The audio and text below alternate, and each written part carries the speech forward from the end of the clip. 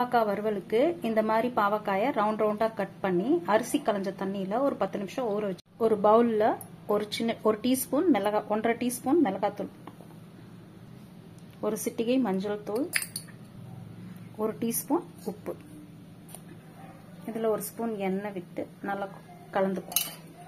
இதை நல்லா இப்படி கலந்துட்டு நம்ம நறுக்கி வச்சிருக்க பாவக்காயை நல்லா தண்ணி எடுத்துட்டு இதுல போட்டு பிசறிடுவோம். இந்த நல்லா இந்த எல்லா பாவக்காயிலையும் படுற மாதிரி கலந்துட்டு ஒரு வாணலியில ஒரு 3 டேபிள் ஸ்பூன் எண்ணெய் ஊற்றுவோம். 3 பெரிய பூண்டை இந்த மாதிரி தோலோட தட்டி வச்சிருக்கேன், இதை இதுல போட்டுருவோம்.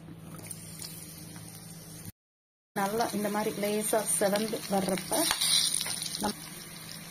நம்ம ஊற வச்ச அந்த பாவக்காயை இதுல போட்டுருவோம்.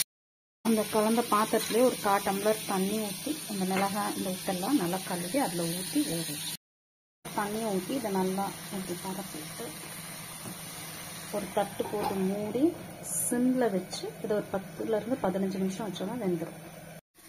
10 நிமிஷம் கழிச்சு அதை திறந்து பார்த்து இது வெந்துருச்சு. ஆனால் நல்லா கிறிஸ்ப் ஆகிறதுக்கு கொஞ்சம் நேரம் அப்படி நல்லா கலந்து விட்டு இப்படி நல்லா ஸ்ப்ரெட் பண்ணி விட்டு ஒரு 5 நிமிஷம் இப்படியே விட்டோம்னா ஒரு சிம்லேயே வச்சு வேக வச்சோம்னா நல்லா கிறிஸ்பாகிடும். இப்போ நல்லா வெந்து கொஞ்சம் கிறிஸ்பாக இருக்கு. இதை ஆஃப் பண்ணிடலாம். இந்த சட்டியோட ஹீட்லேயே இன்னும் நல்லா கிறிஸ்பாகிடும். இந்த பாவக்காய் வறுவல் சாம்பார் சாதம், ரசம் சாதம், தயிர் சாதம், எலுமிச்சம்பழம் சாதத்தோட நல்லாயிருக்கும். நான் இன்னைக்கு தயிர் சாதமும் எலுமிச்சம்பழம் சாதமும் செஞ்சு வச்சிருக்கேன்.